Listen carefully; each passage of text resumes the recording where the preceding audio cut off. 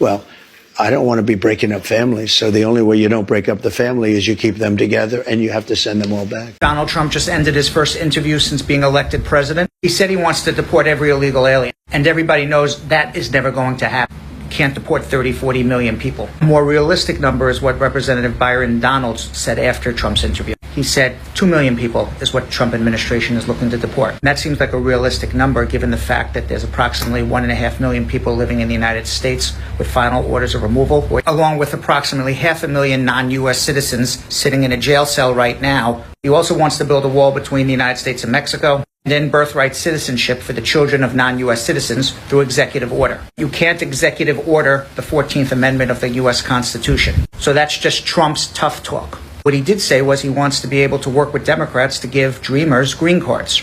What he has said in the past is he wants to give people green cards who graduated from university in the United States. Maybe he's going to look tough on immigration, try to deport a lot of people, then work with the Democrats to make some form of amnesty.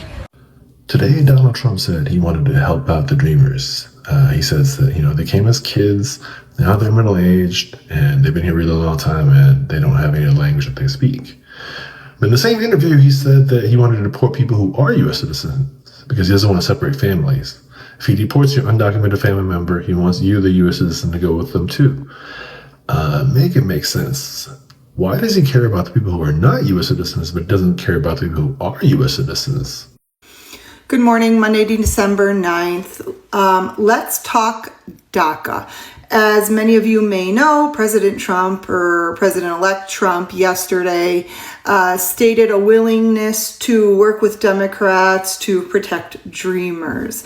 And while I really want to take this at face value, it's one of those things where I'll believe it when I see it, right? Because if you all recall, in September of 2017, the Department of Homeland Security, led by Jeff Sessions, the Trump-appointed Attorney General, announced its intention to completely rescind DACA. So 9 months after taking office, Trump's government decided to end DACA. And as a result, as many of you know, to this day, new DACA applications are not being processed, only renewals. So while it is, I would love to be hopeful about Trump's announcement yesterday, or not announcement, but statement yesterday.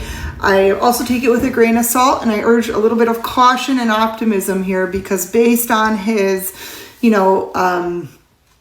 previous actions during his first administration and attempts to completely rescind DACA, I have a hard time believing it. Now, would it be amazing news? Absolutely. And hopefully there is a pathway to citizenship created.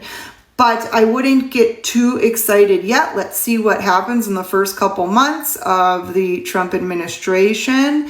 And hopefully, there is movement in Congress to begin enacting laws to permanently protect dreamers.